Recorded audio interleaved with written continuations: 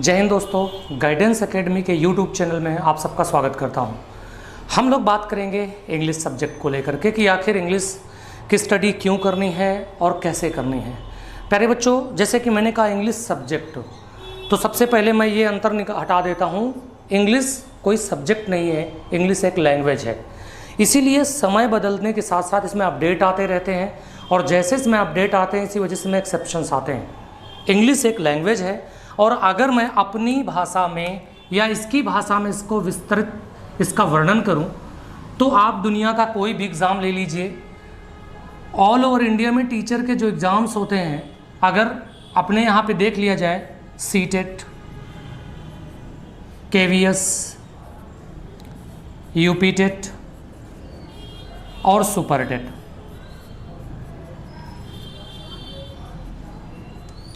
SSC जितने exam conduct करवाती है सभी में SSC CGL, SSC CHSL, GD को छोड़ करके सीपीओएसआई अगर है तो उसमें भी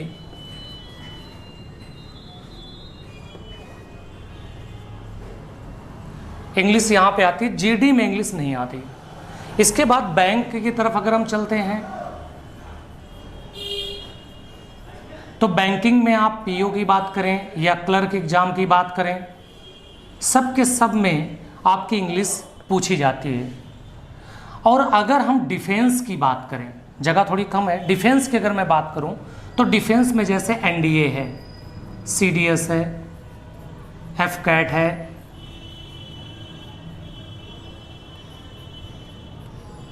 आपका एयरफोर्स है, मैं इंडियन एयरफोर्स कर देता हूं, और इंडियन नेवी है। ये जितने एग्ज़ाम्स आपके हैं सब में इंग्लिश किसी ना किसी तरीके से ज़रूर पूछी जाती है। तो बेटा हमें इंग्लिश को सही तरीके से पढ़ना है। पढ़ते सब लोग हैं, पढ़ाते सब लोग हैं, डिपेंड ये करता है कि आखिर हमारा तरीका कैसा है। इस प्रतिस्पर्धा भरे ज़माने में अगर हमारे पास सही टूल नहीं हुए, सही कंटेंट नहीं हुआ तो हमारी पढ़ाई व्यर्थ है। चलता हूँ, आगे ले चलता हूँ, आपको दिखाता हूँ कि इंग्लिश में कौन सबसे बड़े स्तंभ हैं। इंग्लिश का एग्ज़ाम अगर क्रैक करना है या कोई एग्ज़ाम क्रैक करना है, इंग्लिश में अच्छा स्कोर करना है तो क्या पढ़ना होगा। इंग्लिश के 3 पार्ट होते हैं। पहला पार्ट आता है ग्रामर का,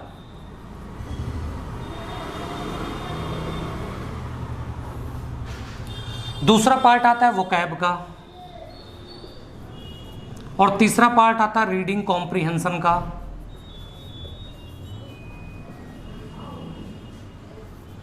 ये आपकी ज़्यादातर हर एग्ज़ाम में रीडिंग कॉम्प्रिहेंशन जरूर पूछा जाता है, वोकैब जरूर पूछा जाता है। ग्रामर को एक हो सकता है कि एग्जामिनर उतना चांस ना दे, लेकिन इन दोनों को बहुत ज़्यादा वरीयता दी जाती है।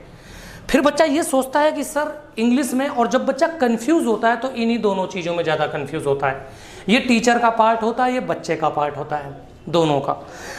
तो कहीं ना कहीं अगर आप स्कोर नहीं कर पाते, अगर ये चीज़ें समझ में नहीं आती, तो उसकी जो सबसे बड़ी वजह है वो हमारे तुम्हारे तरीक़ों में है। उसका जो मैंने 20 सालों के अंदर जो एनालिसिस किया, मैंने जो एनालाइज किया चीज़ों को, तो मैंने पाया क्या कि इंग्लिश पढ़ने में हमें रीडिंग स्किल पे बहुत ध्यान देना चाहिए, जो कि हम बिल्कुल नहीं करते। आपने सुना होगा द न्यूज़पेपर रीडिंग के लिए बहुत सारे लोग, बहुत सारे टीचर्स आपको बोलते हैं, बिल्कुल सही बात है। आपको रीडिंग स्किल को डेवलप करना होगा। ये लैंग्वेज है, टाइम टेकिंग लैंग्वेज है, समय लगेगा समझने में, because English is a secondary language in India.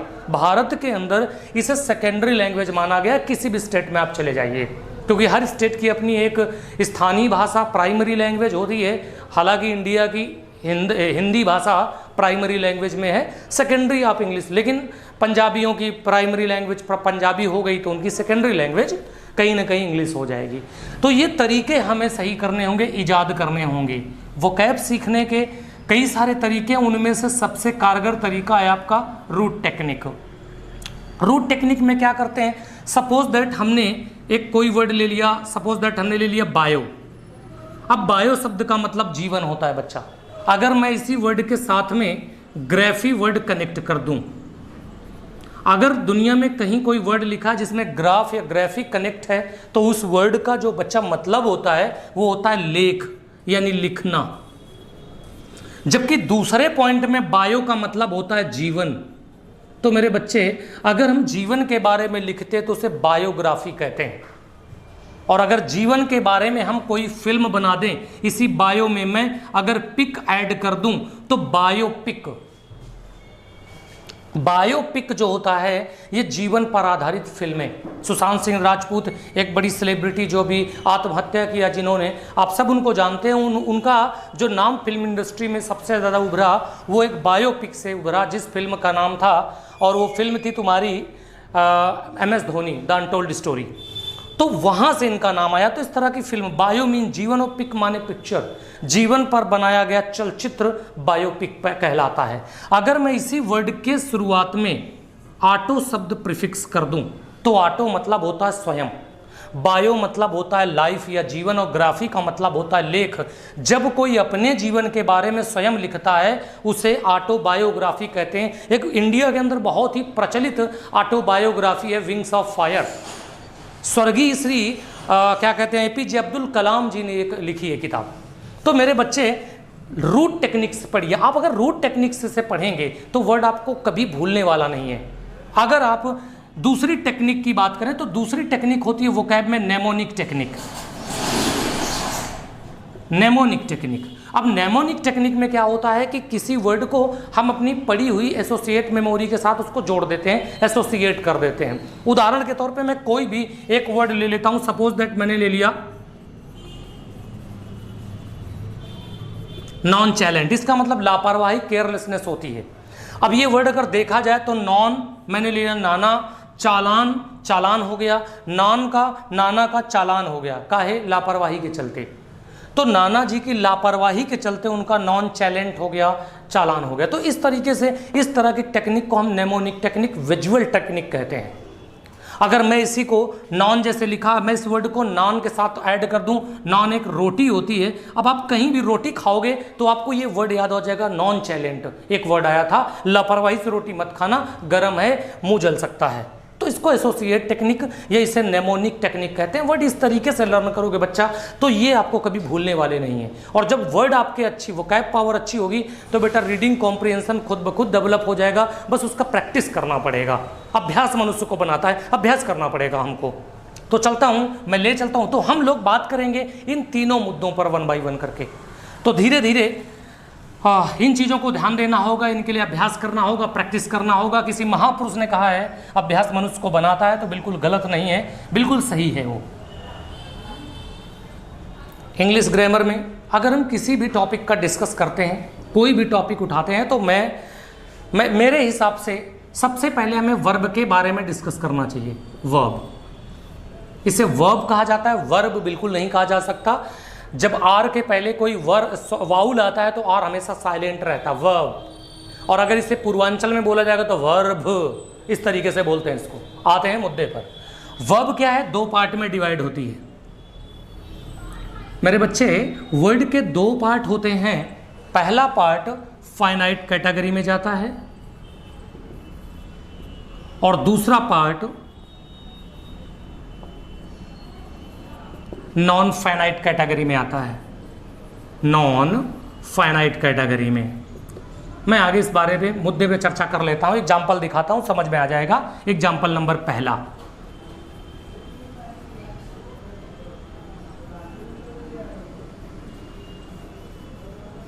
पहला क्वेश्चन आपके सामने ये है। दूसरा क्वेश्चन,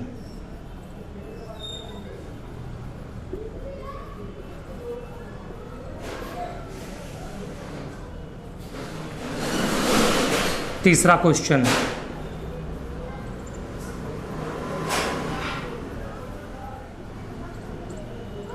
चौथा क्वेश्चन,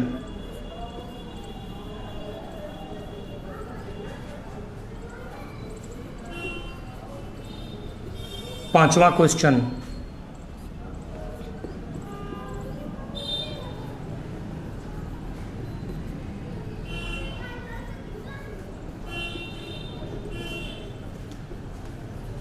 छठवां क्वेश्चन,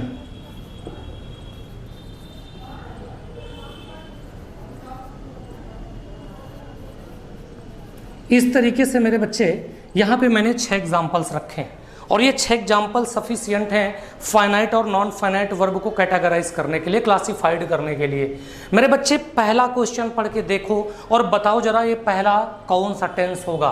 बिल्कुल सही जवाब है, जो आत्मा से आवाज निकली, प्रेजेंट इंडेफिनिट। दूसरा सेंटेंस बेटा कौन है? Very good, present indefinite. मैं पूछ सकता हूं कि जब दोनों ही प्रेजेंट इंडेफिनिट हैं तो ये वेरिएशन क्यों, ये आरक्षण क्यों, इसमें यस नहीं इसमें यस, आखिर ऐसा क्यों हुआ? बिल्कुल सही जवाब है आपका। आत्मा से जो जवाब निकला है वो ये कि सी एक सिंगुलर सब्जेक्ट है, इसीलिए सी को एक सिंगुलर वर्ब चाहिए। आई आपका एक सिंगुलर और प्लूरल दोनों होता है, लेकिन प्रेजेंट इंडेफिनिट में आई प्लूरल है तो वर्ब प्लूरल होनी चाहिए। इस डिस्कशन के दरमियान एक बात पता चल गई कि अगर वर्ब में यस लगा दिया गया हो, ये बात पता चली कि अगर वर्ब में एस या ईएस लगा दिया गया हो तो वो वर्ब सिंगुलर हो जाती है। कमाल हो गया। नाउन में यस एस लगाया गया तो नाउन प्लूरल था, वर्ब में यस एस लगाया गया, वर्ब आपकी बेटा सिंगुलर हो गई। तो मेरे बच्चे ये दोनों सेंटेंस प्रेजेंट इंडेफिनिट के जैसा आपने कहा, लेकिन बच्चा यहाँ पे आई के साथ वांट इसलिए लगा क्योंकि आई को हमेशा वर्ब प्लूरल मिलती है प्रेजेंट इंडेफिनिट में, सी को सिंगुलर वर्ब मिलती है।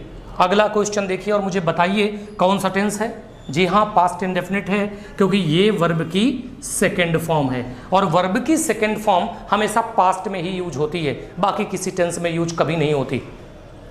इसके बाद एग्जाम्पल नंबर अगला दिखाता हूं, तो मैं पहले एग्जाम्पल 1 2 3 को एक्सप्लेन कर देता हूं। इसमें वांट के साथ to go to go to go आप देख सकते हैं बच्चा। वांट, वांट्स और वांटेड अकॉर्डिंग टू सब्जेक्ट और अकॉर्डिंग टू टेंस इनमें वेरिएशन देखने को मिला, लेकिन टू गो किसी टेंस में नहीं बदला गया। ये फाइनाइट वर्ब है क्योंकि इस पर सब्जेक्ट और टेंस का नियंत्रण है। फाइनाइट का जब हिंदी मतलब निकालोगे तो इसका मतलब होता है नियंत्रित क्रियाएं। ये वर्ब नियंत्रित हुई सब्जेक्ट और टेंस के द्वारा, जबकि टू गो एक नॉन फाइनाइट कैटेगरी की क्रिया है, इसमें किसी भी सब्जेक्ट या टेंस का कोई असर देखने को नहीं मिलता। और अगर देखने को मिलता तो यहाँ गो नहीं वेंट लिखा होता, यहाँ गो नहीं गोज लिखा होता। यहाँ तो ठीक है, लेकिन अगर ऐसा ही था तो इनमें वर्ब बदल जाती। एक टेंस में फाइनाइट वर्ब सिर्फ एक प्रयोग होती है एक सेंटेंस के अंदर, दूसरी फाइनाइट यूज नहीं होती। एग्जाम्पल नंबर 4 देखते हैं। लव्स, सी लव्स स्विमिंग। 5वें में आई लव स्विमिंग। 6ठे में सी लव्ड स्विमिंग। आपको पता है कि ये प्रेजेंट इंडेफिनिट है और एग्जाम्पल नंबर 5 भी प्रेजेंट इंडेफिनिट है। पहचानने का तरीका तुमने इस फाइनाइट वर्ब के जरिए देखा। सब्जेक्ट सिंगुलर था, वर्ब सिंगुलर है, सब्जेक्ट प्लूरल था, वर्ब प्लूरल है। ये फाइनाइट वर्ब है, ये पास्ट इंडेफिनिट टेंस था, वर्ब की सेकंड फॉर्म है। मेरे बच्चे अगर आपको ये पता है कि ये वर्ब की सेकंड फॉर्म है, ये वर्ब की एसएएस फॉर्म है, ये वर्ब की बेसिक फॉर्म है, तो स्विमिंग में ऐसा परिवर्तन क्यों नहीं आया? क्योंकि ये एक नॉन फाइनाइट वर्ब है। अब मैं अगर एक लॉजिक में आता हूँ, एक कॉन्सेप्ट पे आता हूँ, तो मेरे कहने का मतलब ये है कि फाइनाइट वर्ब वो वर्ब होती हैं जो सब्जेक्ट और टेंस के आधार पर चुनी जाती हैं, जबकि नॉन फाइनाइट वर्ब में ना तो सब्जेक्ट का कोई असर देखने को मिलता है और ना ही कोई टेंस का असर देखने को मिलता है। तो ये 6 के 6 एग्जाम्पल्स आपको इस बात को समझाते हैं। तो 2 तरह की वर्ब होती हैं, फाइनाइट और नॉन फाइनाइट। उम्मीद है मेरी बात समझ में आई होगी। ना समझ में आया हो वीडियो को पॉज करो, रिवर्स करो, एक बार फिर से सुनो, चीज़ें आपको समझ में आने वाली हैं। मैं कुछ एग्जाम्पल यहाँ रखने जा रहा हूँ और अब आपको यहाँ पे फाइनाइट और नॉन फाइनाइट वर्ब आइडेंटिफाई करना है। जैसे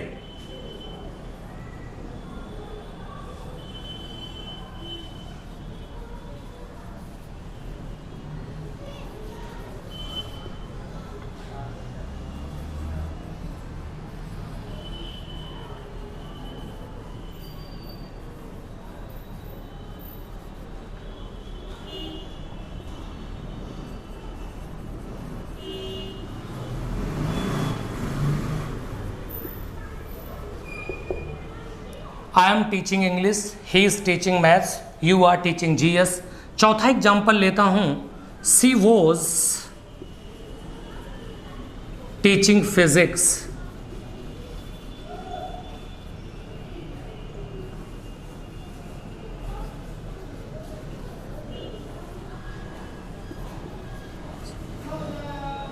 we were reading the newspaper. Video को पॉज करिए और फाइंड आउट करिए इसमें कहाँ पर फाइनाइट है और कहाँ नॉन फाइनाइट है। जी, यहाँ पर एम, इज, आर, वाज और वर ये सब्जेक्ट और टेंस के हिसाब से बदली गई हैं। ये सारी की सारी फाइनाइट वर्ब हैं बच्चा। ये इन्हीं पर आपका सब्जेक्ट और टेंस का असर देखने को मिल रहा है। अगर मैं यहाँ पे वी को हटा करके आई लिखता तो क्या सही था? बिल्कुल गलत हो जाता। सब्जेक्ट के बदलने पर वर्ब बदल जाती, वाज हो जाती। इसका मतलब है कि ये फाइनाइट वर्ब है जो सब्जेक्ट और टेंस के हिसाब से चुनी गई हैं।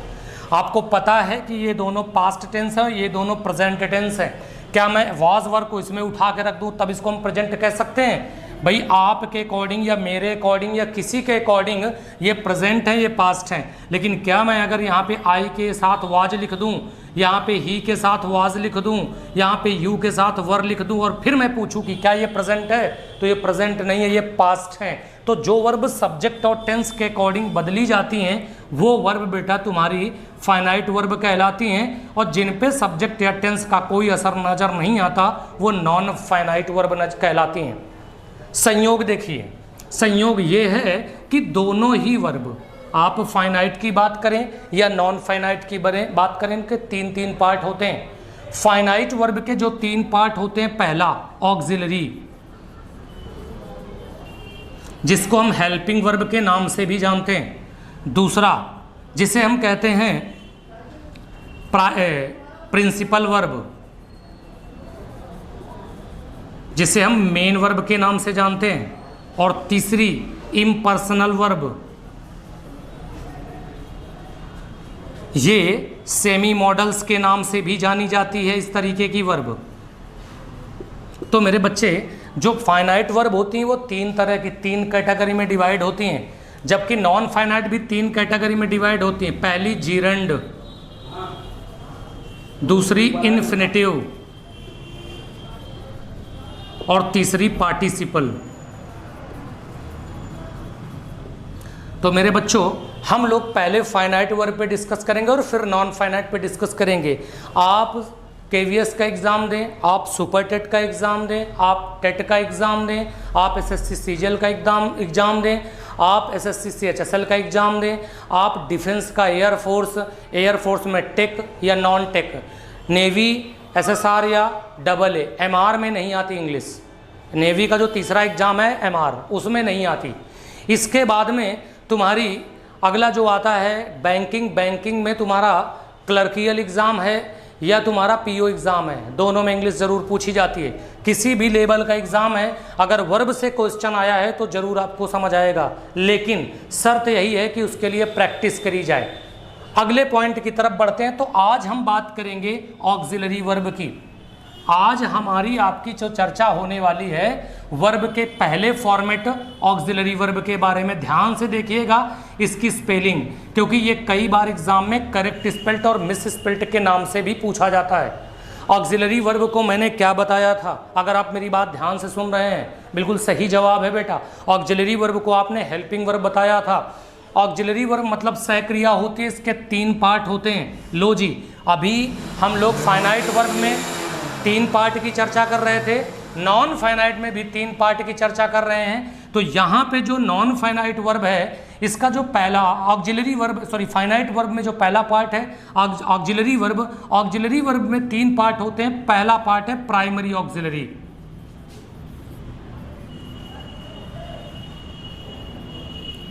प्राइमरी ऑक्सिलरी को मूल सहक्रिया कहते हैं बच्चा। इनकी स्पेशलिटी क्या होती है, मैं पहले प्रैक्टिकली दिखाता हूं, फिर आपको समझाने की कोशिश करूंगा। एग्जाम्पल नंबर पहला देखिए, I am a teacher. Example number दूसरा देखिए, I am teaching you. Example number तीसरा देखिए, she has a car. Example number चौथा देखिए, she has sold it. Example number fifth देखिए, I was a player. Example number छठवां देखिए, I was playing well. इस तरीके से इतने सारे एग्जाम्पल आपके सामने मैंने रख दिए। बच्चा पहले सेंटेंस में वर्ब ढूंढ के बताओ जरा कहाँ लिखी है। बिल्कुल सही जवाब, एम वर्ब है।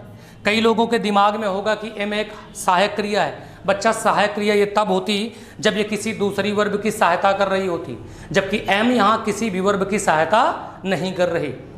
मेरे प्यारे बच्चे, दूसरा क्वेश्चन है आई एम टीचिंग यू। अब एम यहाँ पे अगर मैं इसमें वर्ब पूछता तो एम इसमें और वर्ब है, टीचिंग भी वर्ब है। इसमें एम हेल्पिंग वर्ब है, टीचिंग मेन वर्ब है।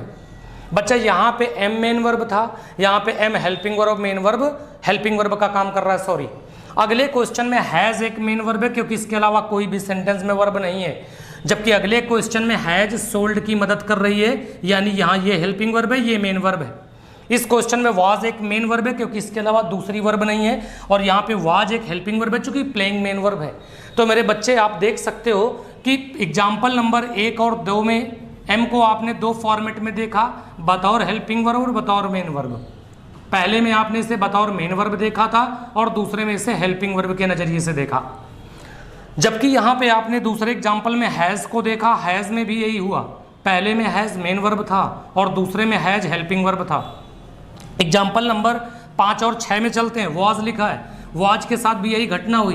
पहले में वाज मेन वर्ब है, दूसरे में वाज हेल्पिंग वर्ब है। नतीजा ये निकला कि प्राइमरी ऑक्सिलरी वो सहक्रिया होती हैं जो ना केवल हेल्पिंग वर्ब बल्कि समय पड़ने पर मेन वर्ब का काम कर सकती हैं। इस तरह की वर्ब आपकी ऑक्सिलरी वर्ब कहलाती। इन्हीं को लिंकिंग वर्ब कहा जाता है बच्चा। इस समय ये लिंकिंग वर्ब है, ये लिंकिंग वर्ब है, ये लिंकिंग वर्ब है। इसी को कॉम्प्लीमेंट वर्ब भी कहा जाता है। नाम बदल जाएगा लेकिन है ये वही। डाला इसमें भी चिकन गया, chicken curry, chicken fry, chicken korma. इस तरीके से होटलों में जाते हो तो आपको बहुत बेवकूफ़ बनाया जाता है। जीरा चावल, ये फलाना चावल, ढेकाना चावल, इस तरीके से बोला जाता है। ठीक वैसे यहाँ पे हुआ है। इसके बाद में मैं आगे ले चलता हूँ, आपको इस मुद्दे के बारे में समझाता हूँ। नतीजा प्रैक्टिकली हमको ये पता चला कि प्राइमरी ऑक्सिलरी वर्ब ना केवल हेल्पिंग वर्ब का काम करती है बल्कि ये आवश्यकता पड़ने पर मेन वर्ब का काम करती है। और दिमाग पे जरा जोर डाल के देखिए, जब ये मेन वर्ब थी तो इसके कॉम्प्लीमेंट के तौर पे हमेशा एक नाउन प्रयोग किया गया। ये बात अपने आप में याद रखना, काम की है। नाउन या एडजेक्टिव यूज किया जाएगा, NA, ये ध्यान रखिए आप लोग। अब मैं ले चलता हूँ इसके फॉर्मेट की तरफ। तो पहला फॉर्मेट है टू डू। टू डू के 3 पार्ट होते हैं, डू, डस और डिड। टू बी के 3 फॉर्मेट होते हैं, is, am, are. Was word. इसके बाद में तुम्हारा टू हैव, इसके 3 फॉर्मेट होते हैं, हैज, हैव और had. For your kind information, did और हैड को छोड़ दो, बाकी सभी वर्ब अपने आप में सिंगुलर हैं और अपने आप में प्लूरल्स हैं। चेक कर लीजिए, जिस वर्ब के लास्ट में यस आया होगा वो सिंगुलर होगी। जैसे यस कहाँ आया, पहली लाइन में चेक करो, डज में आया हुआ है। दूसरी लाइन में चेक करो, इज और वाज में आया है। तीसरी लाइन में चेक करो, हैज में आया है। जो इन बॉक्स हैं ये सब सिंगुलर वर्ब हैं, और जो इन बॉक्स नहीं है वो सब प्लूरल वर्ब हैं। इसमें एक वर्ब ऐसी है, एम, जिसमें एस नहीं आया, इसके बावजूद ये सिंगुलर है। इस तरीके से आप देखिएगा तो 1, 2, 3, 4 वर्ब आपके सामने सिंगुलर हैं। 1, 2, 3, 4 वर्ब आपकी प्लूरल हैं। एम आपका थोड़ा सा विवादास्पद रहता है, बिना एस के सिंगुलर है यहाँ पे। ये जो तुम्हारा डिड है और जो तुम्हारा हैड है, इसका अपना ना तो कोई सिंगुलर होता है ना ही कोई प्लूरल होता है, ये कॉमन नंबर्स में प्रयोग होता है। तो ये चीज़ याद रखना। आज हम बात करेंगे प्राइमरी ऑक्सिलरी के यूज़ के बारे में डिस्कस करेंगे। अगर हम डू या डज को as a helping verb use करेंगे तो इसके साथ जो भी मेन वर्ब आएगी वो हमेशा मूल फॉर्म में यूज होगी। और अगर हमने EJMR के साथ कोई मेन वर्ब का इस्तेमाल किया तो जनरली तौर पे वो ING फॉर्म में आएगी, और अगर वो पैसिव वॉइस है तो वर्ब की 3rd फॉर्म लेगा बच्चा। और अगर आपका पैसिव वॉइस है तो हो सकता है बीइंग प्लस वर्ब की 3rd फॉर्म लेगा। नोट करिएगा, पैसिव वॉइस में जरूर मैं ये बात समझा दूंगा, बिल अप्रूव कर दूंगा, ये बात प्रूव करके दिखाऊंगा। इसके बाद में अगर ये मेन वर्ब है तो इसके बाद में तुम्हें या तो एडजेक्टिव देखने को मिलेगा या तो देखने को नाउन मिलेगा। टू बी वर्ब के साथ ये सिनेरियो तैयार होता है तुम्हारा।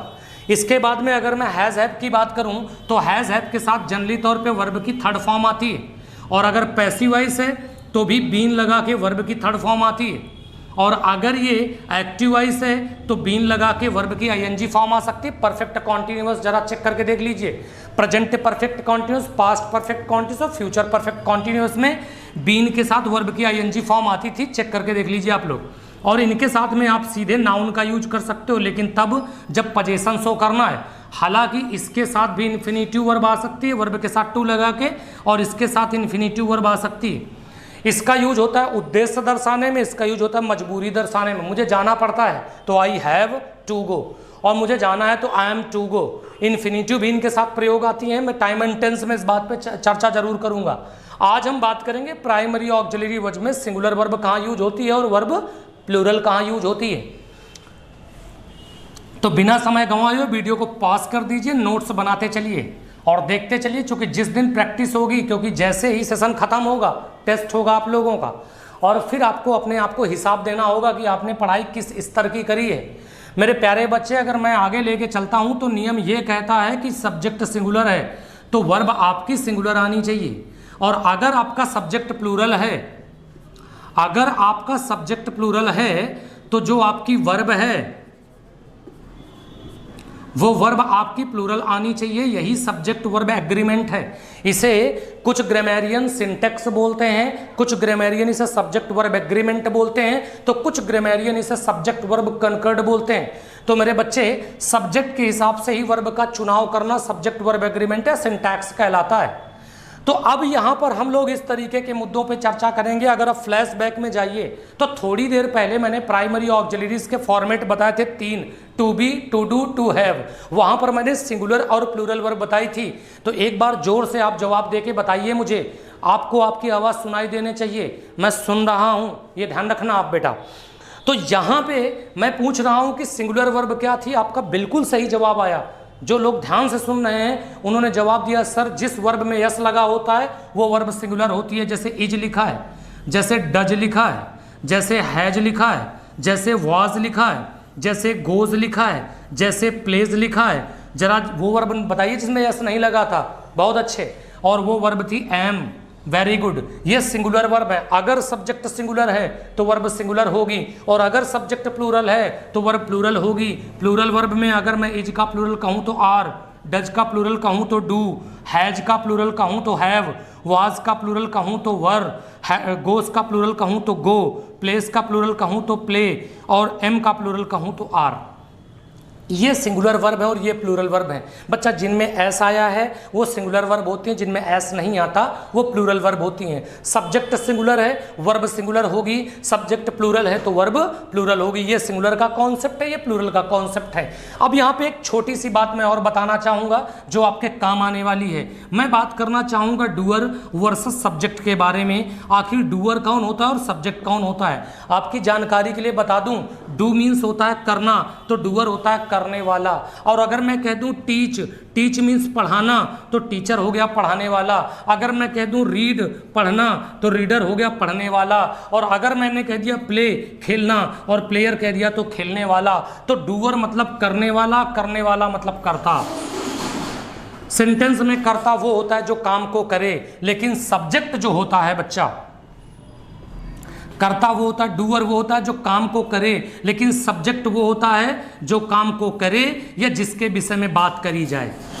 जिसके विषय में उस सेंटेंस में बात की गई हो वो भी सब्जेक्ट होता है। तो ये दोनों अंतर आपको पता होने चाहिए, तब जाकर के आप सब्जेक्ट वर्ब एग्रीमेंट को सही से कर पाएंगे। तो मैं ले चलता हूं आपको इन छोटी मोटी बातों को लेते हुए बड़ी बड़ी उपलब्धियों की तरफ। बड़ा सेंटेंस, बड़ा रूल दिखाता हूं आपको यहां पर। जैसे पहला example,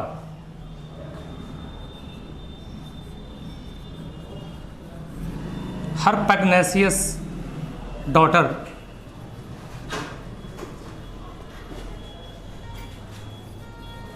do not know how to face challenge.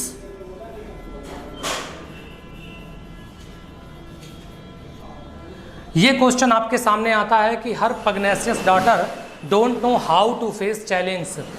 बच्चा इस क्वेश्चन में अगर देखा जाए, इस क्वेश्चन को अगर समझा जाए तो यहाँ पे सब्जेक्ट कौन है, कौन ऐसा बंदा है जो चीज़ों को मैनेज करना नहीं जानता, और चीज़ों को मैनेज करना नहीं जानती उसकी नक चढ़ी बेटी।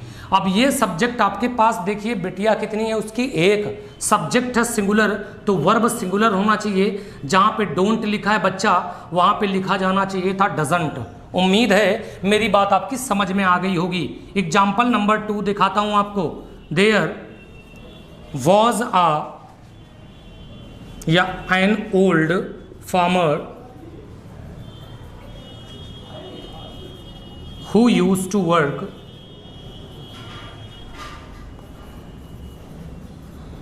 in his fields।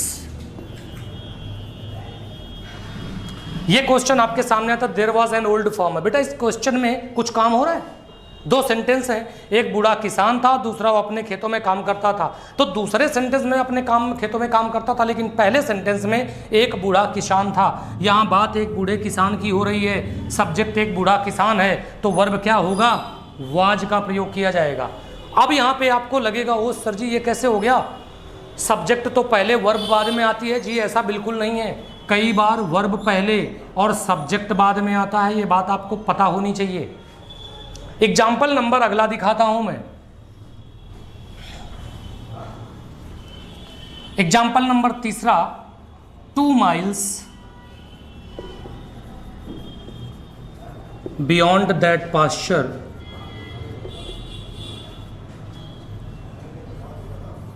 was seen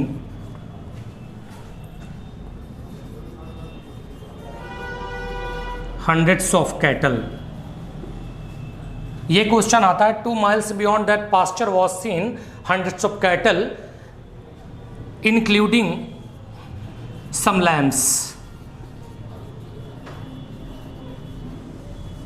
ये क्वेश्चन आता है आपके सामने। मेरे बच्चे यहाँ लिखा 2 miles beyond that pasture was seen hundreds of cattle including some lambs। इस क्वेश्चन में अगर देखा जाए तो 2 miles beyond that pasture ये एडवर्ब ऑफ प्लेस है, एडवर्बियल फ्रेज है जो स्थान को बताता है। कहाँ पर, 2 मील चारागाह से आगे, चारागाह से 2 मील आगे। अब मेरे बच्चे 2 मील आगे चारागाह से क्या देखा गया, सैकड़ों मवेशी देखे गए। देखा कौन गया था, सैकड़ों मवेशी। और ये है सब्जेक्ट, सब्जेक्ट यहाँ पे लिखा है प्लूरल। बच्चा आपका कैटल अपने आप में प्लूरल होता है, और अगर ये प्लूरल है तो ये वाज सीन नहीं होगा, ये होगा वर सीन। जिन लोगों को ये लगता है कि सब्जेक्ट पहले वर्ब बाद में आती है, उनको मैं ये बता दूं कि कई बार वर्ब पहले सब्जेक्ट बाद में आता है। डूअर और सब्जेक्ट में फर्क है बच्चा, ध्यान रखिएगा। एग्जाम्पल नंबर 4 दिखाता हूं, जैसे कि नेवर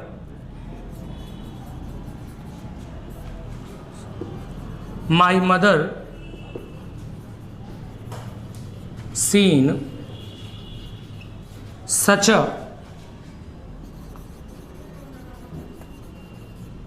ब्यूटीफुल स्पेक्टेकल्स।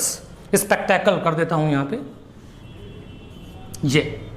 तो मैं कहता हूं never my mother scene such a beautiful spectacle. Spectacle से होता चश्मा और स्पेक्टेकल दृश्य होता है। यहाँ मेरा मतलब दृश्य से बेटा, विजन से।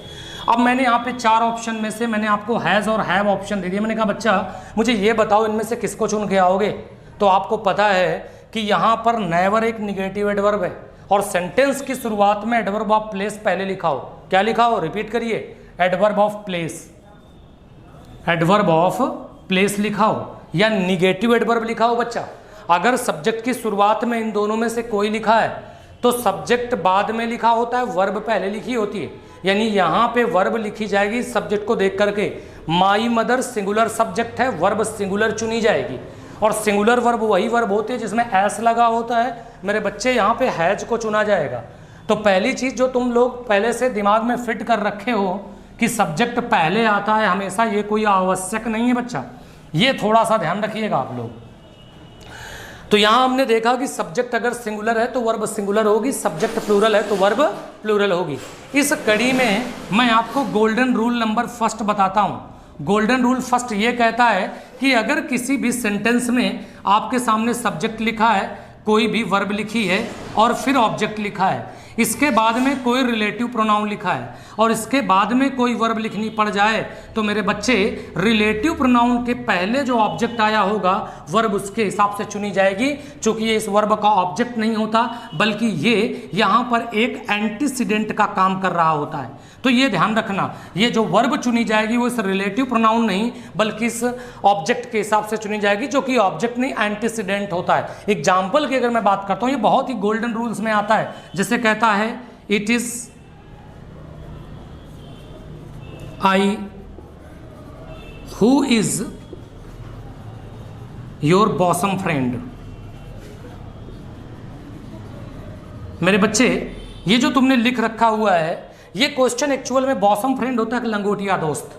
अब इस क्वेश्चन में देखा जाए कि ये हु एक रिलेटिव प्रोनाउन है और ये रिलेटिव प्रोनाउन है, यहाँ पे जो ये वर्ब आएगी वो आई को देख के चुनी जाएगी। एक्चुअल में दोस्त कौन है, तेरा लंगोटिया दोस्त कौन है, मैं हूँ, बोलने वाला है, तो आई के अकॉर्डिंग यहाँ पे एम का यूज किया जाएगा।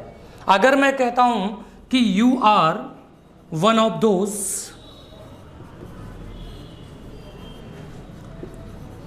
हु हैज डन वेल या हु हैज परफॉर्म्ड वेल,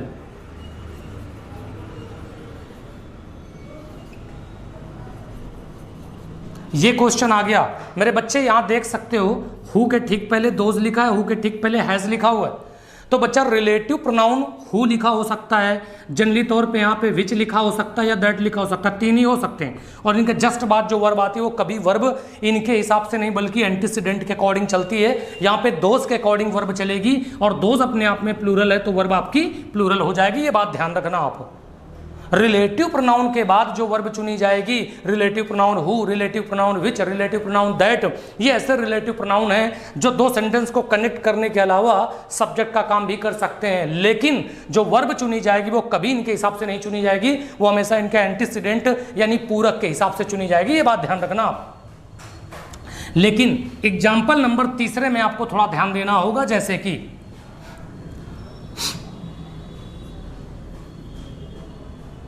अगला एग्जाम्पल है doctor Prasad is only one of the doctors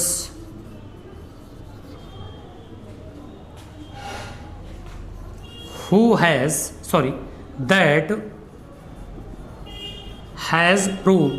that have proved to be kind। ये क्वेश्चन आपके सामने आ गया।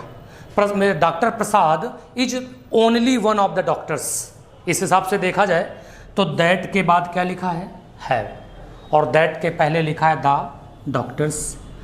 डॉक्टर्स प्लूरल है, वर्ब प्लूरल होना लाजमी है, लेकिन यहाँ पर एक पंगा है ओनली को लेकर के। इस क्वेश्चन को और इससे पहले वाले एग्जाम्पल को कभी पढ़ के देखिएगा। अंतर ये है, उसमें कह रहा था तुम उन लोगों में से हो जिन्होंने अच्छी परफॉर्मेंस दी, तो यानी उन सब लोगों ने परफॉर्मेंस दी इंक्लूडिंग यू, अच्छी परफॉर्मेंस देने वाले लोगों में से। जबकि यहाँ पे लिखा हुआ है दूसरे क्वेश्चन में, यहाँ पे लिखा है कि डॉक्टर प्रसाद केवल इकलौते डॉक्टर हैं जिन्होंने खुद को दयालु साबित किया। मेरे बच्चे यहाँ पे ओनली लगे होने की वजह से ये सिंगुलर वर्ब हैज प्रयोग की जाएगी, प्लूरल वर्ब यहाँ यूज नहीं की जाएगी। इवन दो यहाँ पर दैट से पहले एंटीसीडेंट आपका प्लूरल है। तो ये चीज़ इसमें ध्यान रखिएगा कि अगर यहाँ कहीं ओनली शब्द आ जाए, मैं यहाँ स्टार लगा दे रहा हूँ जो तुम्हें इस बात को रिमाइंड कराएगा कि एंटीसीडेंट से पहले अगर ओनली आ जाता है तो आपकी वर्ब जो होती है बच्चा ये सिंगुलर हो जाती है। ये चीज़ ध्यान रखना आप। अगले मुद्दे की तरफ हम लोग चलते हैं, अगला कॉन्सेप्ट समझने की कोशिश करते हैं। अगर आपके सामने सब्जेक्ट से पहले मोस्ट ऑफ लिखा है, मोस्ट ऑफ, या आपके सामने रेस्ट ऑफ लिखा है, या आपके सामने प्लेंटी ऑफ लिखा है, या आपके सामने परसेंट ऑफ लिखा है। परसेंट में यहाँ पे डिजिट भी हो सकते हैं, 30%, 20%, 40% जो भी है, या फिर आपके सामने यहाँ पर ए लॉट ऑफ लिखा है, या यहाँ पे लॉट्स ऑफ लिखा है, या फिर आपके सामने सब्जेक्ट से पहले एनफ ऑफ लिखा है, most of, rest of, plenty of, percent of, a lot of, lots of, enough of, या फिर हो सकता है आपके सामने हाफ ऑफ लिखा हो, हाफ ऑफ हो सकता है, यहाँ पे 1/3 ऑफ लिखा हो, फ्रैक्शंस में कोई भी। मेरे बच्चे अगर इनमें से किसी का यूज़ है तो बच्चा ये याद रखना है आपको, आपका सब्जेक्ट कैसा है, सब्जेक्ट पे वर्ब डिपेंड करेगी, ये जो वर्ब आएगी वो सब्जेक्ट पे डिपेंड करेगी। अगर सब्जेक्ट सिंगुलर है तो वर्ब सिंगुलर होगी, सब्जेक्ट प्लूरल है तो वर्ब प्लूरल होगी, यहाँ कंफ्यूज मत होइएगा। अब जैसे मैं आपको दिखाता हूँ इसके लिए कुछ एग्जाम्पल्स। पहला example, half of the mango rotten, ये एग्जाम्पल है। दूसरा क्वेश्चन लिखा है half of the mangoes rotten, दूसरा एग्जाम्पल ये लिखा है। मेरे बच्चे एग्जाम्पल नंबर पहला कुछ ऐसे बता रहा है, जैसे कि मान लेते हैं ये आपका आम बना हुआ है तो इसका 50% हिस्सा सड़ा हुआ है, एक आम का 50% मतलब आधा हिस्सा सड़ा हुआ है। इसका मतलब है मैंगो के हिसाब से हम यूज करेंगे, और मैंगो यहाँ पे सिंगुलर काउंटेबल नाउन है, और इस वजह से यहाँ पर अगर इज एम आर में से चुनाव करना है तो इज का चुनाव हो जाएगा। लेकिन अगले क्वेश्चन में हाफ ऑफ द मैंगोज का मतलब जैसे 1 kg आप मैंगो लेके आए, अब इन्हीं की मैं संख्या बढ़ा देता हूँ। सपोज दैट आप 1 किलो आम लेके आते हो और उनमें से आधे आम आपके सड़े हुए निकल जाते हैं, तो ऐसे में बच्चा आप कहोगे आधे आम सड़े हुए हैं, मतलब नंबर ऑफ मैंगोज अधिक हैं, इसका मतलब मैंगोज यहाँ पे प्लूरल काउंटेबल नाउन हुआ। मेरे बच्चे यहाँ पर मैंगोज के हिसाब से आर लिखा जाएगा। अगर मैं यहाँ पे कह दूँ half of the butter smelling, अब मैं कह रहा हूं आधा मक्खन बदबू कर रहा है। मेरे बच्चे यहाँ पे बटर के हिसाब से वर्ब चलेगी, और वर्ब है तुम्हारी सब्जेक्ट है अनकाउंटेबल, यानी अनकाउंटेबल होता है बच्चा सिंगुलर, तो वर्ब सिंगुलर आएगा। नतीजा ये निकला कि अभी मैंने जितने वर्ड लिखे सारे फ्रैक्शंस थे बच्चा, इन सब के साथ में वर्ब सिंगुलर, वर्ब डिपेंड करती है सब्जेक्ट पे। अब सबसे बड़ी दिक्कत यह है सर जी हम इतने सारे वर्ड दिमाग में कैसे मेमोराइज करें। डोंट वरी, मैथ के टीचर को जब डेमो के लिए बुलाया जाता है तो सबसे पहले वो परसेंटेज उठाता है टीचर, तो परसेंटेज याद रखना 30%, 40%, 90%, 50%। बेटा मैं किसी चीज़ का 50% अगर लेता हूँ तो वो क्या होगा, हाफ होगा ना, half of, 1/3 of, 1/4 of, 2/3 of, जो बचेगा वो rest of, plenty of, enough of, या फिर इस तरीके की चीज़ों से आप उसको रिलेट कर लीजिए और कभी आप भूलने वाले नहीं हो। इस वीडियो को 2 से 3 बार या ज़्यादा से ज़्यादा बार देखें। वीडियो अगर पसंद आए तो इसे लाइक ज़रूर करें, और आपके सुझाव के लिए कमेंट बॉक्स खाली है। इसके अलावा इसे ज़्यादा से ज़्यादा शेयर करें ताकि ज़रूरतमंदों तक पहुँच जाएँ, ताकि इस लॉकडाउन में जिन लोगों की जेबें तंग हैं उनको फ्री बैठे अच्छा कंटेंट इंग्लिश में मिल सके। आज के लिए इतना ही, फिर मिलते हैं अगले सेशन में। जय हिंद।